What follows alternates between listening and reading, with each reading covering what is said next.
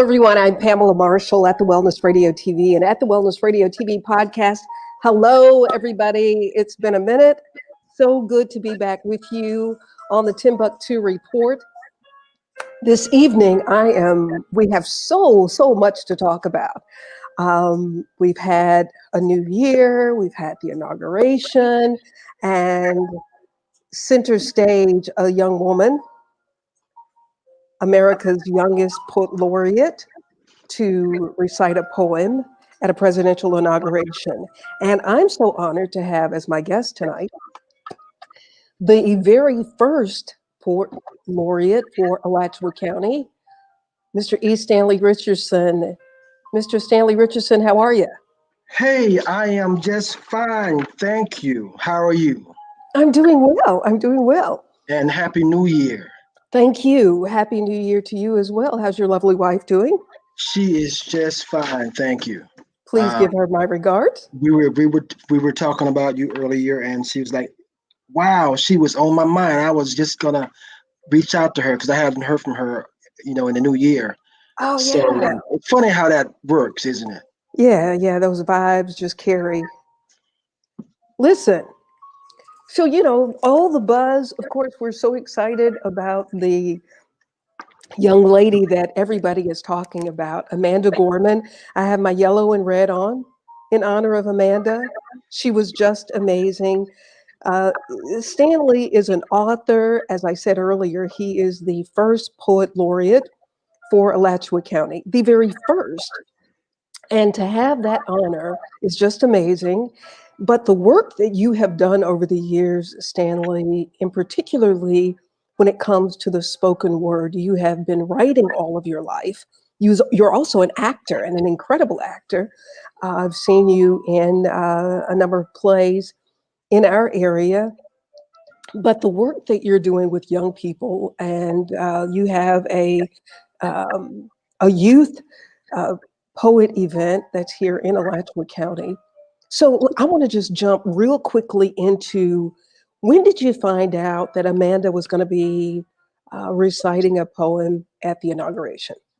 I can't remember exactly when I found out. Probably when everybody else found out the time. Now, because there's a little bit of confusion surrounding her title, and mainly because the person that introduced her as the poet laureate.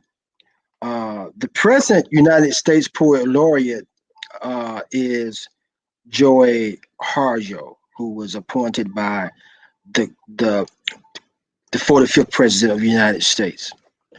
I think she's Native American. Amanda Gorman is the youngest inaugural poet, the youngest poet to speak at a presidential inaugural address. But she was the very first National Youth Poet Laureate in 2017. So she's not the current U.S. Poet Laureate, but she was the very first National Youth Poet Laureate back in 2017. And she is the youngest poet to recite a poem at a presidential inaugural address. So I hope that clears some of that stuff up a little bit. So she's not the current. Right. But she was. She was a National Youth Poet Laureate in 2017. She was the very first National Youth Poet Laureate. This program is fairly new. It was came out of an initiative by an organization called Urban Word in New York City. Mm-hmm. And they partnered with the National Youth Poet Laureate. It is the new Youth Poet Laureate program is I'll just read a little something here, and maybe it can kind of give you an overview of what it is. The National Youth Poet Laureate program is a initiative of Urban Word in collaboration with local youth literary arts organizations, including the President's Committee on the Arts and the Humanities, the Library of Congress, uh, the President's Committee of the Arts and Humanities, Library of Congress, Academy of American Poets, Poetry Society of America, Penn Center USA, and Cave Canem. So Urban Word would normally have a poet laureate in New York City centered around voting, and they just expanded their program and partnered with um, other programs and created a network throughout um, America, throughout the United States, with other partner organizations to create the Youth Poet Laureate program. And Amanda Gorman, who was the inaugural Youth Poet Laureate of Los Angeles, became a youth poet ambassador to represent her region, and through the competition became the very first national youth poet laureate back in 2017. The current youth poet laureate right now, her name is Mira Das Gupta, and she's the current national youth poet laureate. There currently right now there are 4 regional finalists to be uh, one of these 4 individuals will be the next Youth Poet Laureate, which will be a ceremony held in I think June of this year, May or June of this year, where we will select the next National Youth Poet Laureate, and those finalists are represent 4 regions in the United States, and they're selected by a competition and judges, and it's based on not only poetry but community service work, um, stuff like that. Besides poetry, they have to have a real effort in community service and social activism is part of the program also. So, and those 4 finalists are Muni Harrison from Ann Arbor, Michigan. She represents the Midwest region. Serena Yang from New York City. She represents the Northeast region. Alora Young from Nashville, Tennessee. She represents the South region. And Alexandra Wen of Sacramento, California, representing the West region. One other cool thing that I'm really excited about is that we are going to you know how we were talking about earlier about when you mention stuff and people you haven't even seen in years, and you talk about them or say something about mention their name, or they cross Hmm. your mind, and then you run into them in the store two Right, days right. later, that kind of thing. So I, back when I was going through the selection process to be the Alachua County Poet Laureate, I've always wanted to make sure that we have some type of representation for youth, and we've been doing the Courageous Young Voices um, youth poetry event for, I think this will be our 8th year this year. And Hmm. at the event in 2018, I mentioned that I would love to have a youth poet laureate, and that evening, the next day, I got an email from the director of the National Youth Poet Laureate program, expressing interest to partner with Art Speaks. And so the cool thing is, in the middle of all this awareness around poetry that Amanda Gorman has garnered at the inauguration, we are going to introduce the North Central Florida Youth Poet Laureate program to our area. So our teams from our area will have an opportunity to compete on a local and regional and national level to become a youth poet laureate. So Wow. we're gonna kick that off if everything goes as planned in the next school year. So we'll and I guess what school comes in when August, I think August. It gets like early and earlier. I think it's Yeah, August.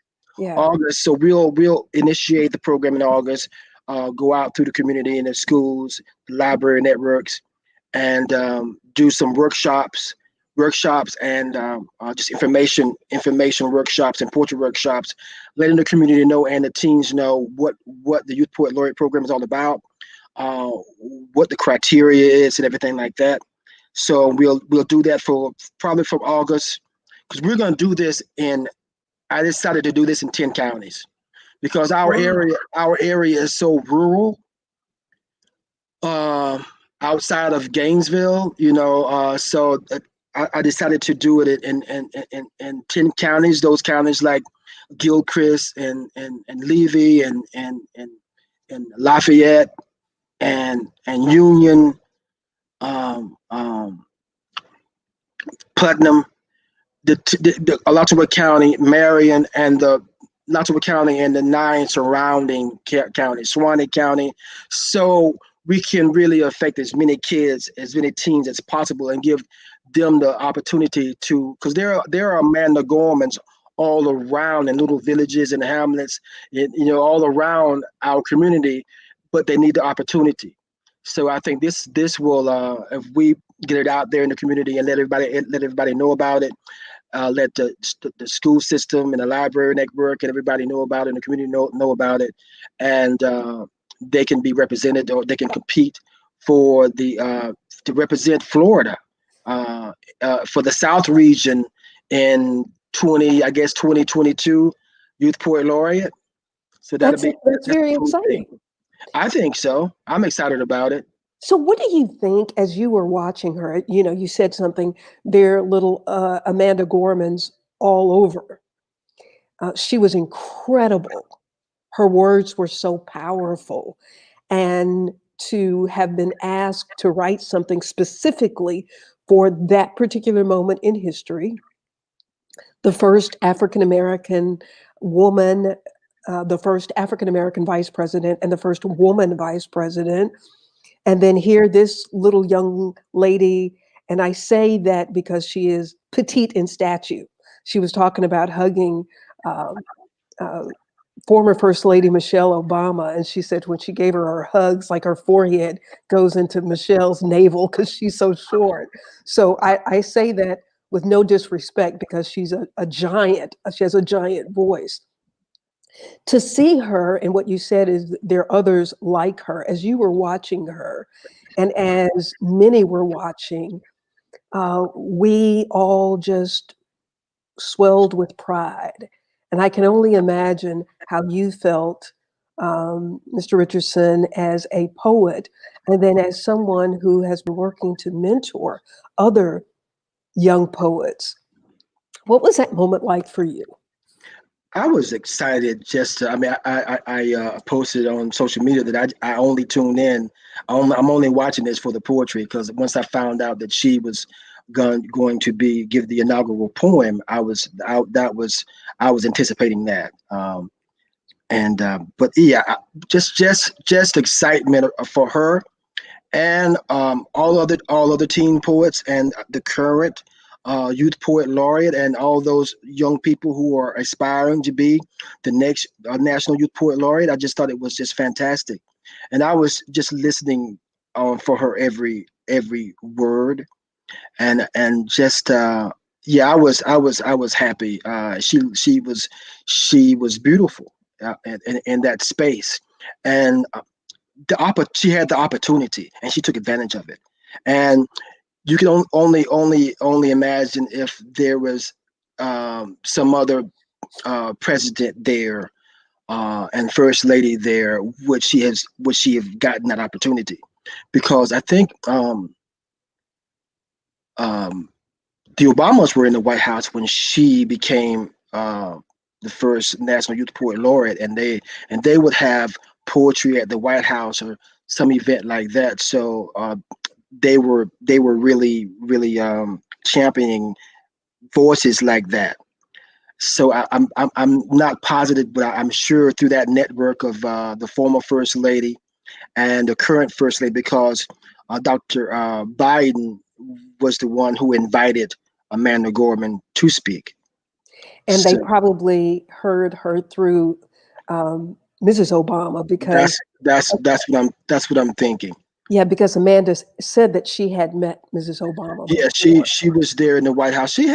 She's been around doing, because the National Youth Poet Laureate serves as an ambassador for literacy and poetry. So when she won the inaugural National Youth Poet Laureate back in 2017, she was doing the Library of Congress, speaking the speaking engagement. She's not new to the stage at all, and to a large that kind of audience. She's not new to that. She's young, but she's an old pro at it by now. She's an old soul. And, Yes, yes. And the thing about it, that too, is she talks about often about how when she was born early. I think she has a twin, and she had a learning disability and a speech impediment. yes, The way she processes sound, she hears it, but her brain doesn't process it quickly. So but her mother was like maybe a sixth grade school teacher, a single mom. So her mother really pushed her and taught her at home also. And I know she was talking about when she was young, they had her in a class for this is her word. This is Amanda's word when she tells a story for dumb kids, right? mm, And because her mother saw her reading, she was maybe in the sixth grade or something, and she was reading Dr. Seuss or something like that, Green Eggs and Ham, and her mother saw, "What are you reading?" And she was telling her mother they had her in this slow reading class or whatever. And so her mother went to the school the next day and said, "No, you know," because the child has always been in love with the written word, because that was her voice, because she had this speech impediment and how she processed sound. And she didn't really, for her to write, she would only be concerned with her words on the page, not how it sounded to anyone else, just the words, how they appear on the page. And that was her space. But her mom went to the school and showed them her writing. And they put her in the advanced reading.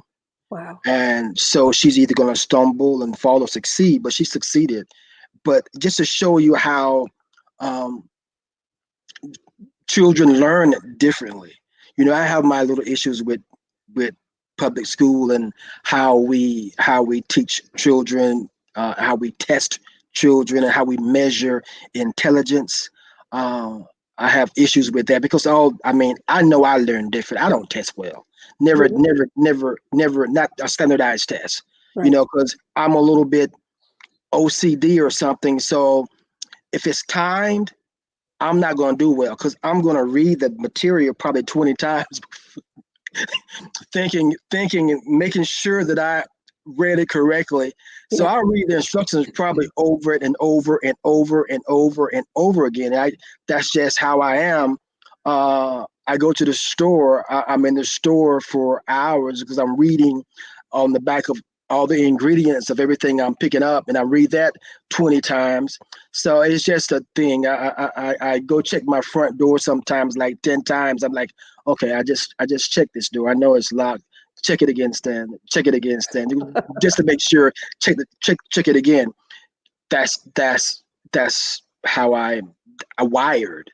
Yeah. And Yeah. I know, and so we can really discourage a lot of kids by testing them with these standardized tests and discouraging them because you have these children who do well in the classroom with material that they're presented with, and then they take the standardized test, and this test tells them that they're a failure, So and they get this. Stanley, Mhm. yeah, I want you to touch on that because when we look at school funding, one of the things at the top of the list that gets cut are the arts, or not one, but I'm grammatically incorrect here, but top in the list of things that get cut are the arts. And so many children who may not do well being taught how to take a test, but have this creative ability, and that's being taken away. And it's sad that we're probably losing so many children who are creative because they don't have that opportunity to create anymore. It's just so focused on teaching kids the test and not doing, as the base word of education is educe, to draw from. And it's so unfortunate, but so fortunate that you are doing what you're doing. And how can parents get their children involved or even encourage writing? Just write. I'm just you have to encourage students to read. I mean, reading, and help the children to read. It starts early on at home. You have to, in the womb. I think you have to read to a child in before it even steps foot in the physical world. You have to read to the child in the womb, nurture that child with literature and read to that child, early on. But you mentioned about the arts, and Carol has a story about a young man, and I may mess the story up, but it's she was doing theater with children, with teens, with I think they were maybe in some type of program for children, and she had these young people in this production, and she had this one young man who was rebellious. Given the script, he would act out, just really act out. Mhm. Found out, found out that he was acting out because he couldn't read. Mhm. Um, Long story short, Carol discovered the child couldn't read, at a very high level, but he could he loved drawing. Long story short, she worked with a young man. Eventually, got this young man, helped to get him a graphic design a graphic design scholarship to Full Sail. Wow. Wow. That's I shortened the story up, but basically you're talking about the arts, and he just loved drawing, graphics, and that kind of thing, and that's where his gift was. But you would never have known it. He hadn't been. You have to expose children. We try to expose the kids to everything, all just stuff, things, art, the museum. Carol took our grandkids to the butterfly museum in the museum, and found out that one of them is terrified of butterflies. They think butterflies are monsters. So I actually wrote a poem called "Butterflies Are Monsters" based on that experience. But you have to just expose these children to everything. But I'm really happy about um, the Art Speaks Courageous Young Voices. So we do 2 events a year. An adult event that you participated in for the first time, I think, in Mhm. 2019. Mhm. We didn't have anything in 2020. COVID just wiped everything out. We Right. did have our teen event, Courageous Young Voices, in March of last year, but right before COVID um, shut everything down. And our annual teen event is coming back up again, March 7th. I think that's March 7th of this year at the Thomas Center. And if kids can get involved, we try to put it throughout all the schools in the community. Go through the libraries, schools, word of mouth.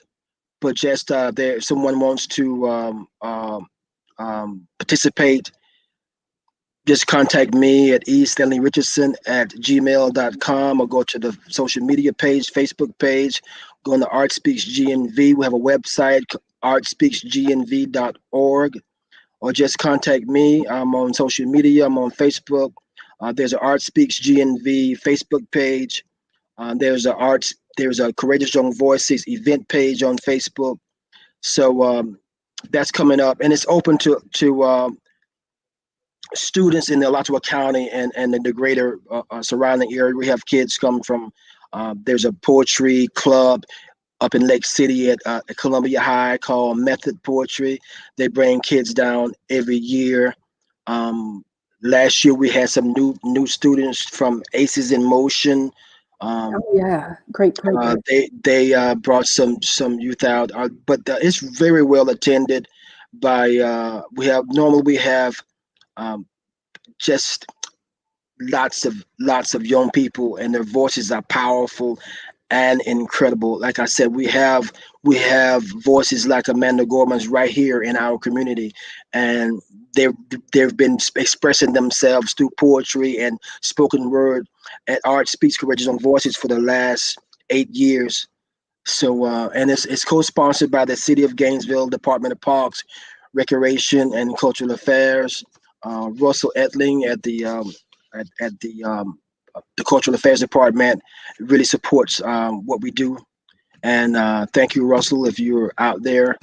And what I have to do now is ask for support, financial support, so we can grow this and support it and make it bigger and better for our teens. And I'm bad about that. I've been doing this. My Karen and I have really been doing this ourselves out of our pockets because we love it so. But I'm gonna start have some fundraisers and asking for some financial support so we can really take this to the next level. I would love to take a group of kids. My goal is to have poetry clubs. One of my who used to be my youth coordinator, Nicole Partis Clay Harris, who's a teacher at GHS, who's the county's teacher of the year this year. Used to work with the teens in Art Speaks Courageous Young Voices, and she took a group of kids to Brave New World, which is a slam poetry contest that they have international teen slam poetry contest. So one of my aspirations is to inspire students and schools around the county and around the area to have poetry clubs in their schools, and to take a group of teens with the support of the Alachua County and our community and our village to have a group of teens from from the greater Alachua County area to compete and at the Brave New Voices International Poetry Slam Contest. Let me So ask you this. You spoke about, we top of mind for all of us is what's happening with COVID, and our hearts and prayers go out to all those families that have been impacted, whether having the illness or losing a loved one. Also, Stanley, it's said that suicide rate is up across the board, but especially with young people in the midst of this for various reasons. Talk about how important it is, how poetry can play a role in people releasing some of whatever it is they're feeling. Um, that this art form could help save a life, and you're not looking for anything. You know, anybody can write, and whatever your feelings are, you put them on paper. So speak to how critical this is, in particularly in this moment in time. And before you do that, people can find out more about it. They go to artspeaks.com. artspeaksgnv.org or Art Speaks .org. GNV. Artspeaks, that's ARTSPEAKS. Art Speaks, one word, GNV.org.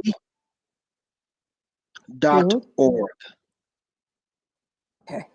Just Or want to make just they sure I can have that. contact me at StanleyRichardson at Gmail. Okay.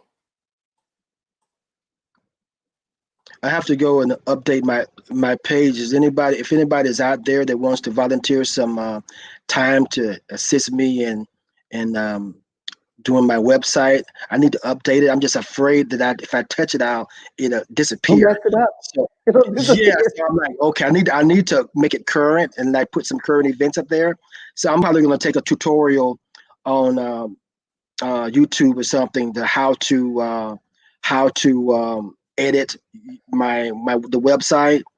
So I'm afraid if I go and start editing, that whole thing will disappear. But I'll get to that. But yeah, they can contact me, and by phone they can text. I'm on Facebook, Instagram, email me. Once again, my Okay. name at I got gmail.org. you. I got you. Like to suicide, Gmail.com or .org? Your email address is it's Gmail eStanleyRichardson at dot gmail.com. Gmail dot com. Okay. So we were talking about how critical this is for young people. And thank you all so much for watching tonight and sharing. David is watching. Thank you for watching. Hashtag Art Speaks. Um, how critical this is for young people. in this moment in time, in this moment in history, in all that's going on, the political unrest, the threat of COVID. How important is this for our young people to be able to express themselves through the spoken word?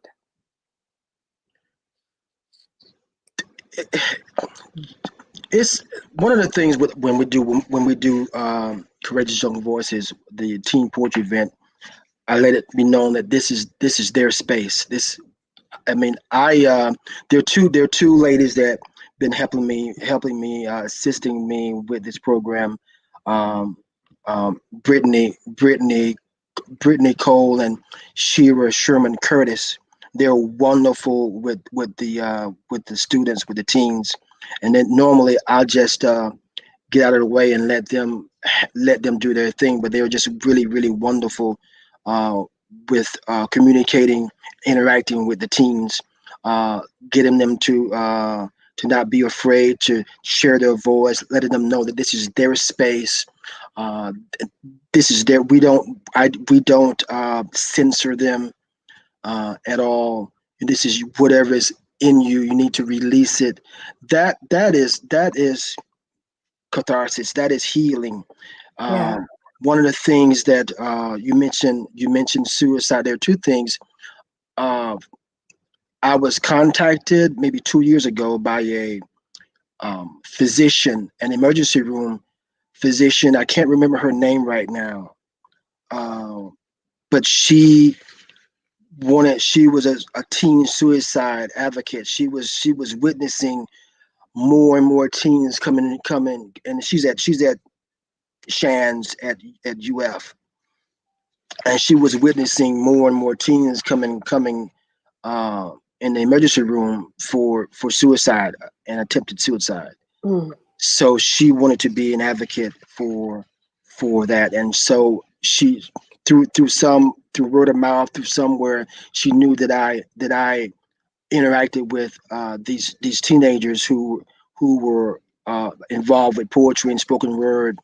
So she asked if I would ask the parents and get in touch with the kids to see if they wanted to do something with um, a documentary film centered around suicide. I don't really know exactly what happened. I just talked to the parents of some of the kids because it was doing Art Speaks, Courageous Young Hmm. Voices. So I got with the parents and some of the young kids, and I think Shira Curtis and Brittany got with some of the teens and got the information, and we put them in touch with the lady and the documentary filmmaker to produce something centered around teen suicide. So it's very important. One other incident, something that happened that I was just on Facebook. This was 2019, I think it was 2 years ago. I was on Facebook and I saw this parent, and I didn't know the lady. I knew her husband, but I didn't know her. And she was on Facebook ranting, I mean, going off, this mother about her child. And her child was in the eighth grade. And apparently the school would not let her do her song, her recital, her song in the school talent show or whatever, because the song touched on elements of suicide. Mm. So the mother was irate. I didn't know them. I didn't know, like I said, I didn't know her, but I saw her and I felt her. I knew what she was going through. So I reached out to her through Messenger and I told her that this Art Speaks is the platform for her child to Hmm. express herself. Sure enough, she participated. The mother got the child to participate, and the next, the whole family came out. It was the first time that she's ever done anything like that in public. The child played the piano, sang her song, sang the song, and got a standing ovation. Wow. So Wow. those things like that. Yes, just to have. I know writing is medicine for me. I didn't really know it when I was younger because I've always just had paper and was writing stuff. just to get my thoughts out on paper, because my mind is always like racing to put I to capture some of this stuff because it goes so quickly. If I don't write it down, it disappears. It So I does. started writing just to capture some of my thoughts because I mean, it would upset me because I would think of something and 5 minutes later I have no idea what it was and it's gone, Isn't that probably to be amazing? You know, rediscovered another time. Yeah. I have to do that in the middle of the night because if you're in bed or anywhere, but especially when you wake up and you think you're going to remember something. And I've lost some incredible lines, some incredible quotes because I think I'm going to remember them. And you do have to write it down quickly. And young people, people of all ages, in this very, very delicate time that we're in, and just the the probability or the chances of feeling very anxious about what's going to happen and what's happening next, to be able to put those thoughts um, on paper just to get them out, and whether you share them with anybody or not, the important thing is that you do it. Yes, we had, and it goes from, I mean, it's intergenerational because we normally have the teen event and it's only teens. But when we have the adult event, normally we have young people sprinkled in. We've had a young man, he's since moved to Miami, but his daughter, she's, she's probably in high school now, maybe probably about to graduate, but she's a very brilliant young woman. And ever since she was a little girl, he would participate in the adult art speaks, and she would always accompany her dad when she was like 7 years old. So Yeah, she grew up in both the art speaks young voices and the adult art speaks with her dad, so she would do both. And we had quite a few kids like that. In 2019, our last adult, I think maybe the one that you participated in, mhm. we had a woman she's in her 90s, and she recited a poem uh, dedicated to her deceased husband Yeah, that she had never shared with anyone, but finally got the courage, and it was just a healing for her.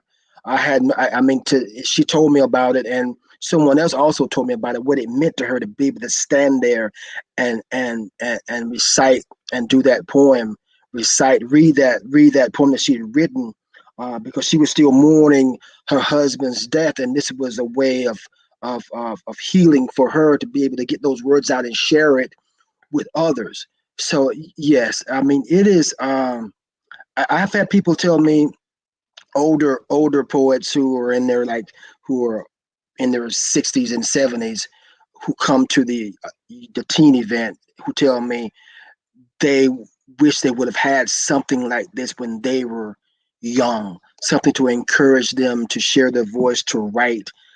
Even myself, I'm a late bloomer. I never considered myself as an artist or anything. I just used to write, and you know the story. I met Carol, and I shared some poetry with her, and she was like, and I told her I had these boxes of stuff, that no one's ever really heard, or I never really shared it with anyone. And I had a whole little community of people, the people who were not who were just, I guess, came around, who encouraged me. Unlikely people, you know, people that I really didn't have relationships with, except through them hearing my poetry and encouraging me to share it and encouraging me to write. yeah. I'm thankful for that. My Um, guest is Alachua County Poet Laureate E. Stanley Richardson. As he said, a late bloomer, an author of a book about rap. What's the title of that book? I oh, my cited book it. is it was funny because it's it keeps coming back and coming back and coming back. And Carol and I were laughing about it because it's like it's time for you to write another book. And then as soon as I'm getting ready to write another book, but hip hop is dead. Long live hip hop! The birth, death, and resurrection of hip hop activism keeps getting all this I guess shine. Um, I'm gonna be in the classroom at University of Florida in the African American Studies department in April, lecturing a class centered around the poems in this book. Well, one of the things we are talking about the impact that Amanda Gorman has had on all of us who witnessed her performance and have now uh, Googled her and gone to YouTube and watched YouTube videos of her. She has a TED Speak, and she talks about calling on the ancestors and the shoulders that she stands on. Of course, the incredible Maya Angelou was the poet when President Obama was sworn in as president of the United States. And she talks about other writers whose shoulders she stands on in doing what she's doing. And so sometimes when people think about poets like that, like, I don't have that in me, I can't write, but I believe, as there's a gentleman here who in Gainesville who's an artist, um, gosh, his name just escaped me, but he didn't start painting until he was in his 60s. So I think we all come here with some with gifts and abilities.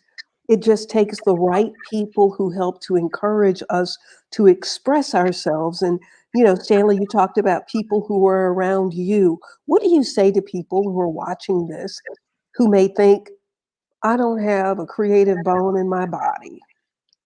Well, I mean, I can't speak to whether or not they are creative or not. I mean, but I think that I think that everybody is born with some divine gift, Absolutely. whatever that is. You have to figure that out uh, between you and the creator, and just. But it's that thing that you're passionate about that you would do, that you can do, would do, whether or not someone paid you or not. It's just something that's in you. I didn't choose to be a poet. I can't help but to write poetry. I couldn't exist without writing. Poetry comes to me in my sleep, in my dreams, in whispers, ancestral whispers. Poetry comes to me in wind songs, in birds chirping. I mean, dogs barking. The poetry for me is everything. Mhm. So I can't help but to write poetry. I try to write short stories that turn into poem. Yeah. Everything turns into poem. So that's just what I Who part you of me. are. Yes. So Well, and part, yeah, yeah. So whether you are an artist in that you write, sing, dance, whatever you do, or you enjoy hearing what other people do, I think that's, you know, what are the arts without an audience? So there are people who support it, as you talk about the need for your program and people to sponsor, or you actually do it yourself. I like to do. My sister Hattie, who's a artist, told me about Zen doodling, and I've just enjoyed. It's been so therapeutic just to create. I think we were all born to create. you, In what form it is, as you said, I can't tell you what form it is, but I think we all must come here with creativity in us. we have to nurture our children, and um, even around the book that I wrote, centered around how sacred our words are. Mhm. And that's something that Miss Gorman talked about: the sanctification, the re-sanctification of words. You know how how sacred, how what you utter, what you speak out into the world, the universe, has power. It manifests itself. It maybe not now immediately, but it will. It can. So words, and we've gone through these so many years, at least the last past few years of people just saying the most vile and just words to each other and thinking they have no ramifications, or just having this platform and just uttering stuff, just BS, and thinking doesn't have there's no ramifications, Ramifications, yeah. right? And to what she said about resanctification of words, and how words are powerful. They are And very powerful. life and death is in the is in the tongue. Is in the tongue, yeah. So that's, and everybody, these young people, you should come and hear them. We've had poems go viral. We've had these young people talk about, I mean, everything from climate change to gun violence to um, sexual orientation and identity. I mean, just you can suicide, just everything, Yeah. and you leave there understanding, and you leave there changed when you hear these young people with this platform, and they speak to us. Um, it is a powerful event to attend. I mean, Your Youth Art Speaks is coming up in May. It's going to be at the no, Thomas it Center is in March, in March March. 7th. In March, March 7th at the Thomas Center. is it going to be virtual? Are you going to do a This virtually? year, this year it's not gonna be. I'm sure it may be. It may. It's gonna be both. I Okay. know we're gonna be in the space if nothing changes, Okay. but we may have a limited audience due to COVID. But what we're gonna do is we're gonna film it. Okay. We're gonna film it, and we're gonna release it as an edited filmed product. Gotcha. So Gotcha. we'll have the teens, the students in the space, and they will perform their expression, whatever that is, and it'll be filmed, and then it'll be edited, and then be released as a film product to the rest of the community. And I'm sure we'll have a limited audience there. One thing that I've been wanting to do, and I always wait to the last minute, and then before I know it, the event is here. We're going to accommodate the um, deaf community, Ah, so we want to have it also in American Sign Language, so to as an interpreter. So we want to, and also we want to encourage people who may be deaf. We want to also have someone interpret their poem the other way. You know what I'm saying? Instead of doing sign, maybe have someone who may want to participate in Art Speaks, and have someone but interpret. dance. Have someone who knows sign language. Maybe they can only sign. Maybe they maybe not be able to speak, and they can only sign their poem. So as they sign their poem, Ah, have an interpreter speak it for them. that would be wonderful. So we Well, want to have it both ways also. So that's been something that I've been wanting to do for quite a while, and I've been in touch with some. I contacted someone at Santa Fe College who teaches, who's a professor there, who teaches in the humanities and language department, who teaches American Sign Language. I Mhm. reached out to her. She emailed me back this morning, and she'll be in touch. And hopefully, we'll have someone for the next Art Speaks event to interpret in American Sign Language. Well, that'll be fantastic, because speaking of the spoken word, we have Dr. Rick Stevenson, who is an African American professor, African American professor, a professor of African American Studies at the University of Florida. Dr. Stevenson, thank you for dropping in to say hello to us tonight. How's it going? Going very well. We just found out that he was right here. We thought all this time that you were zooming him in from like California or New York or somewhere, and he's with the department here at the University of Florida. Yeah. He is. Yes, and I didn't know that until recently. Oh, okay. Yeah. And so you're going to be going to that department. No, I'm going to be going. You're with the African Studies? I'm in African American Studies. Okay, under Dr. Canton. Correct. Okay, yes, I will be. I am newly appointed to the advisory board, and Dr. Canton. We asked him. He was kind enough to come out to the city of Alachua and give the keynote for our annual ML Martin Luther King Jr. event this past with the 18th.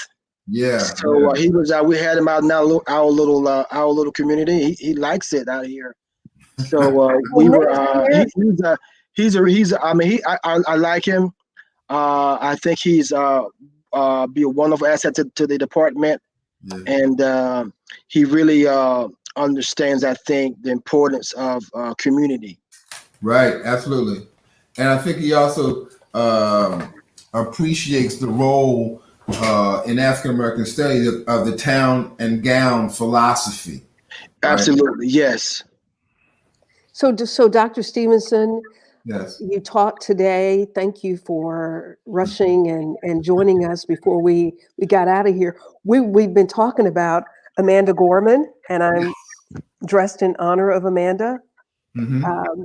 You, as a professor and working with students on a daily basis, have you guys had any discussion about the inauguration and Amanda's participation and what that's meant for students watching?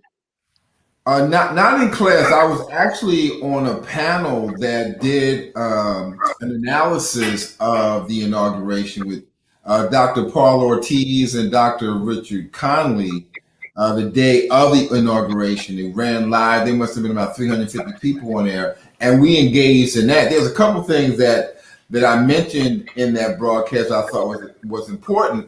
One, there's only been 5 poet laureates at presidential inaugurations, and all of them been Democrats. There's not been one Republican. I thought that was interesting. The second thing is the number of women and the multi-ethnic and a multicultural aspect of the recent inauguration.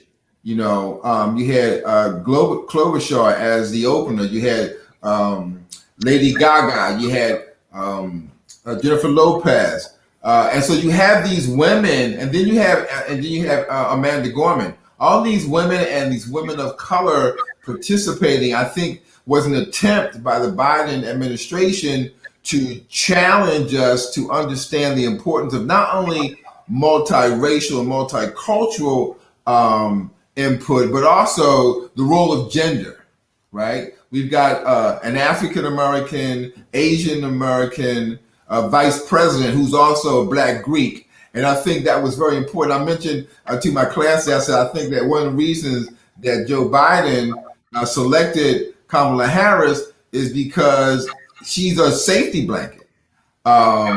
If something were to happen to him, she becomes president, and those Republicans couldn't handle that, so they're going to do everything they can to make sure he stays around long enough to get his job done. So, I mean, those are some of the things that I've been talking about. Not too much about Amanda, although I thought she was amazing.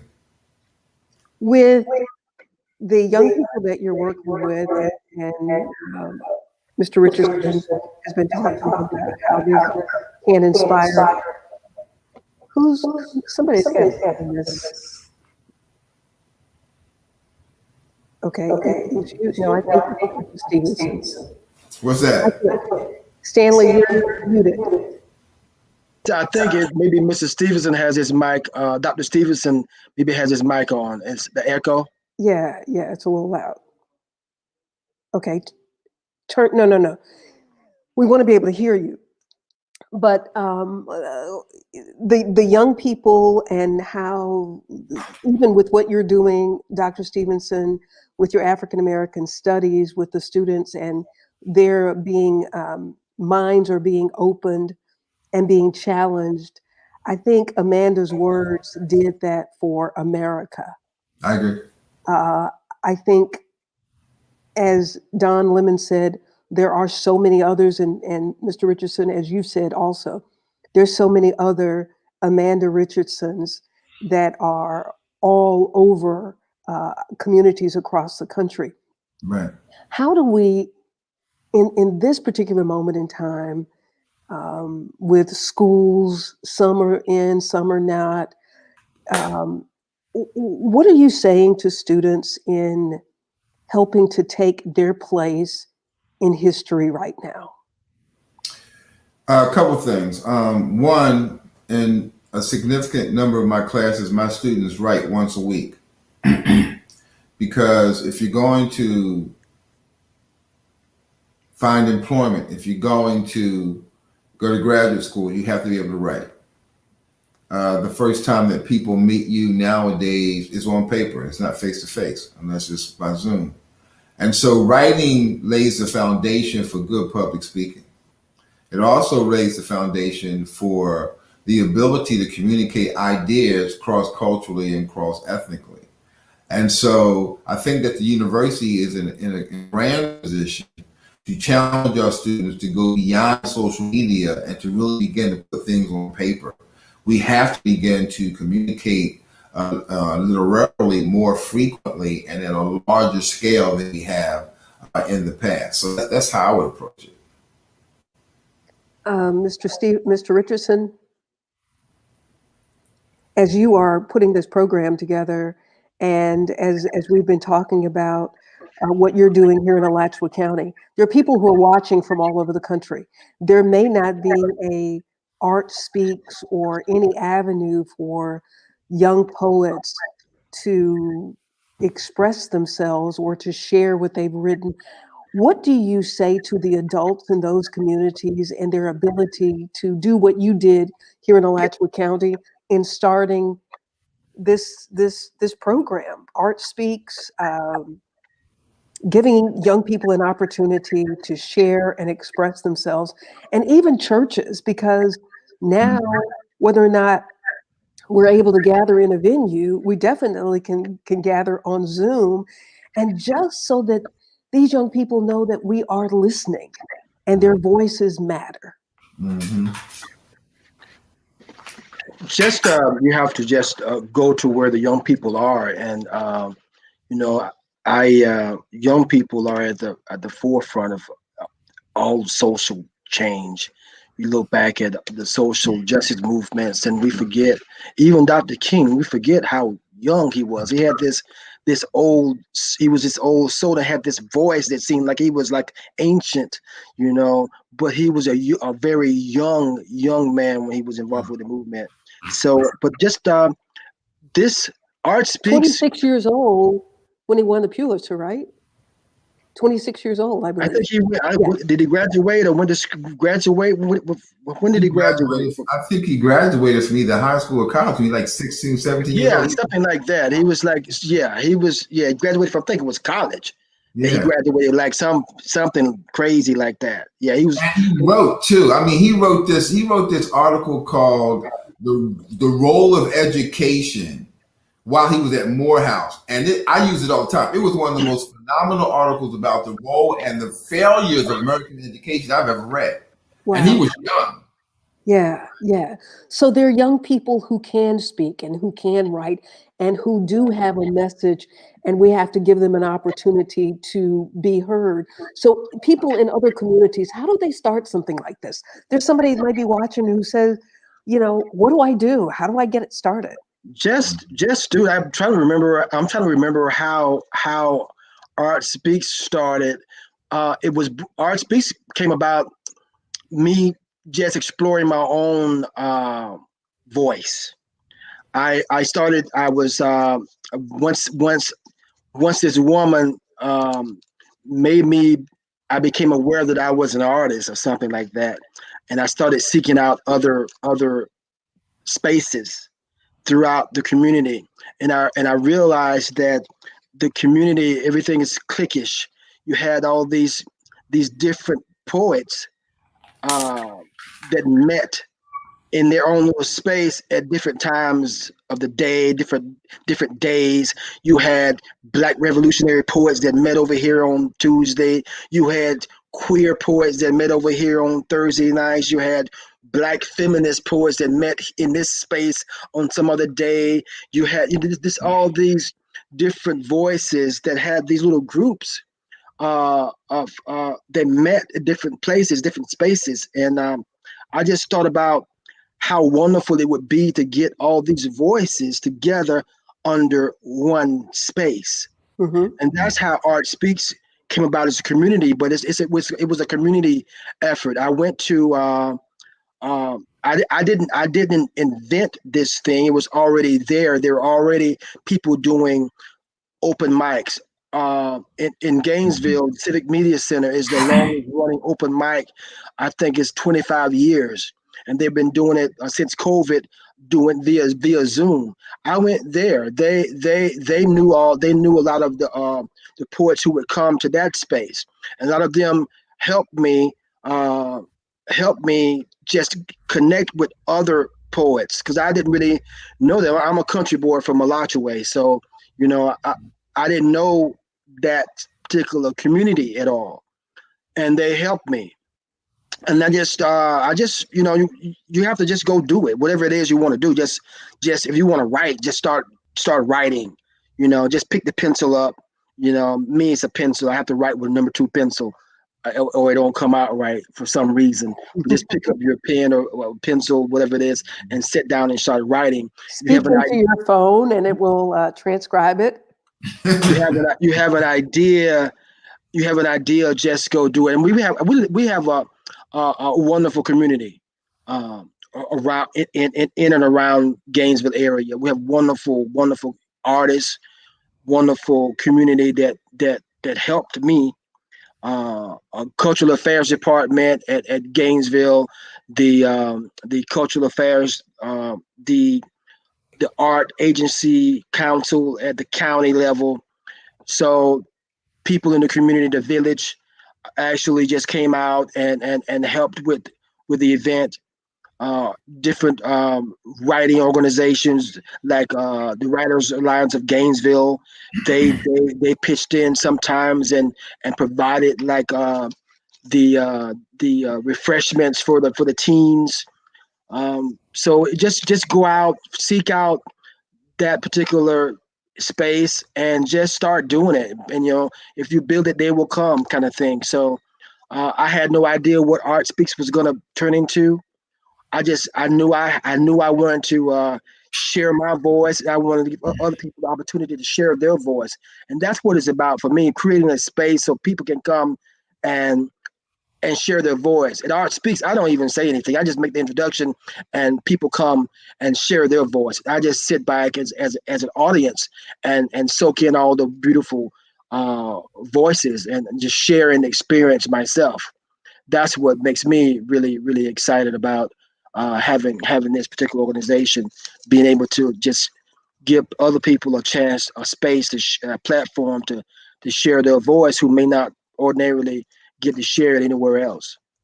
Well, I feel so honored to share the evening with you, 2 distinguished young men. E. Stanley Richardson, who is Alachua County's first poet laureate, and Dr. Rick Stevenson, professor of African American history and African American studies at the University of Florida.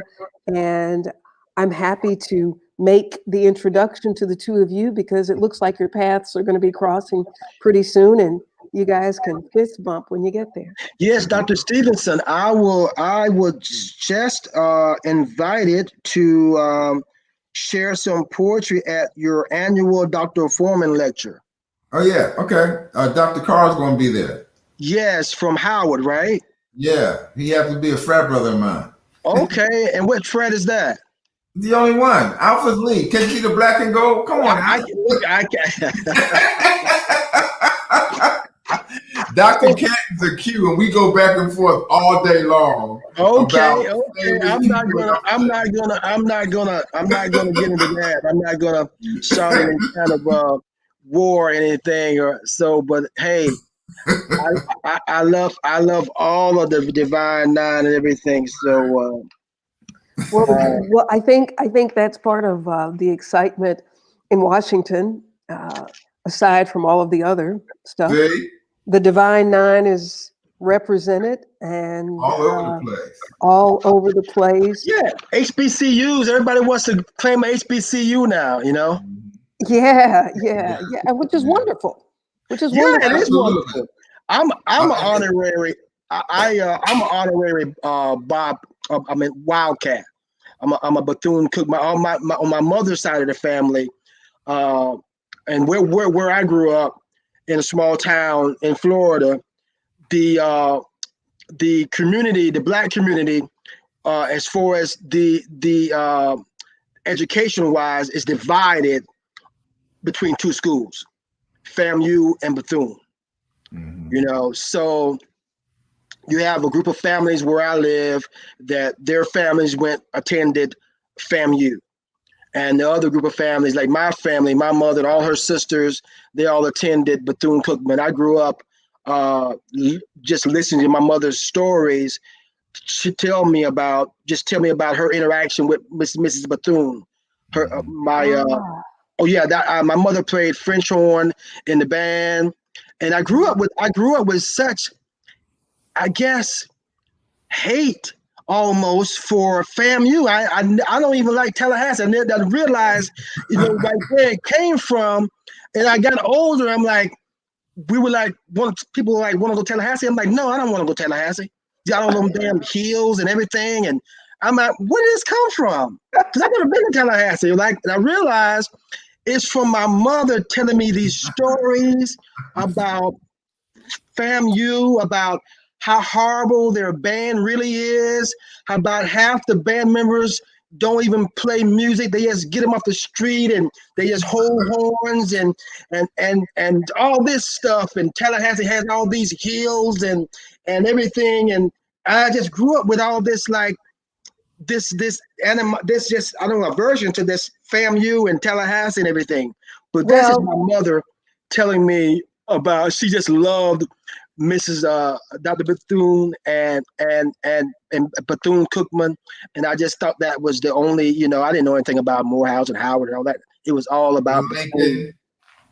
Or Lincoln. Did you go to Lincoln? I did. You went to Lincoln? Lincoln here. Lincoln. My brother graduated Lincoln. My sister graduated Lincoln. My son graduated Lincoln. Lincoln University, Pennsylvania, Oxford, Pennsylvania. Okay.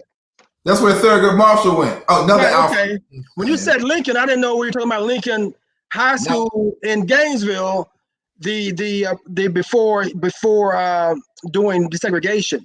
No, Lincoln University, the first African American university to give a bachelor's degree. That's where Thurgood Marshall went. Okay.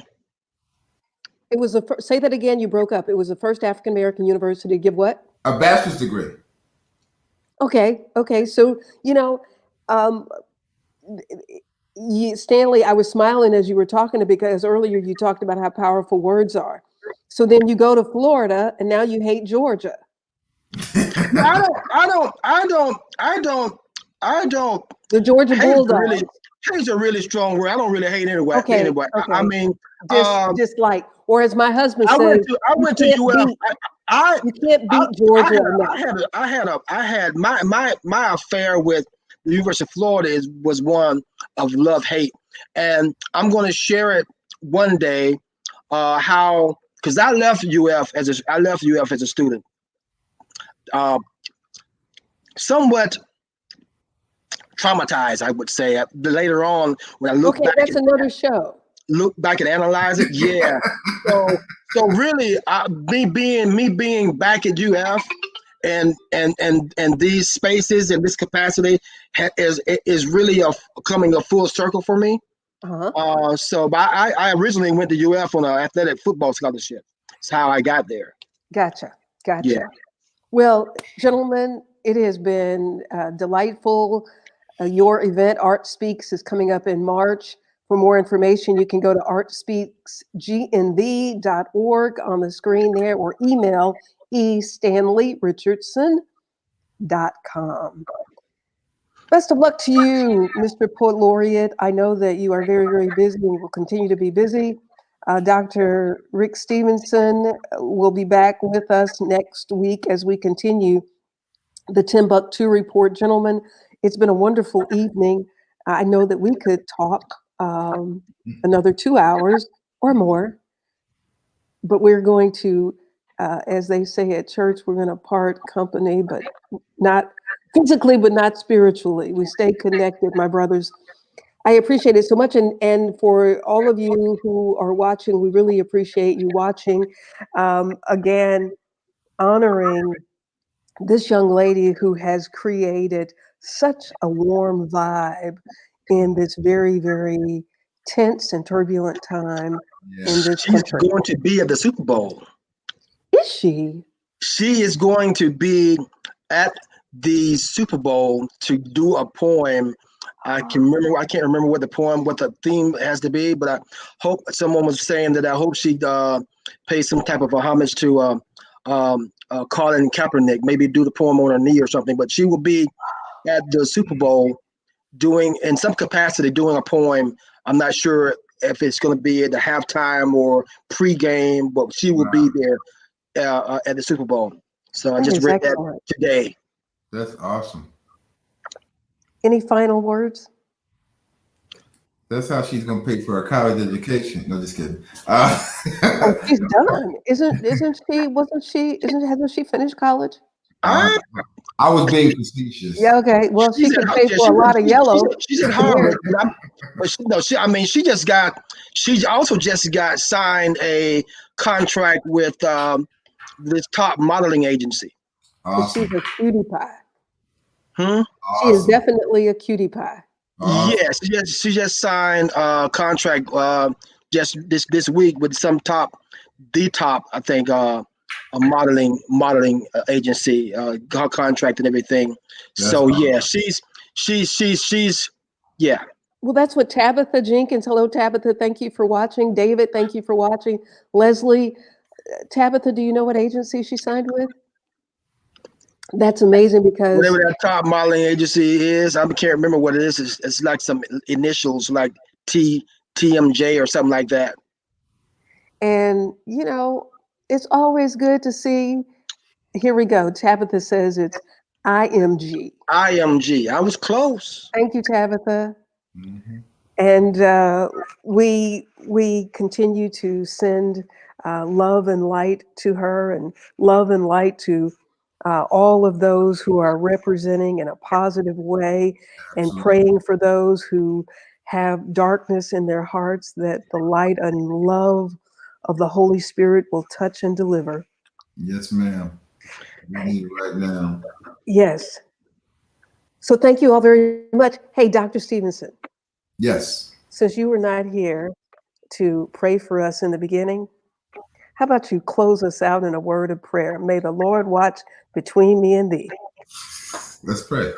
All right. Lord, we are grateful for this medium called computers and technology. And we pray that everything that has been said tonight will find root in the hearts of those who need to hear it. We thank you for Pamela Marshall and for her gifts and talents. We thank you for E. Stanley Richardson. We thank you that you have brought us together to not only share in our intellect, but also to share in our spirit. So as we go down from this place, we pray that your spirit will rest upon us, bring us back together once again to share again as soon as possible. In Jesus' name, amen. Amen. Amen.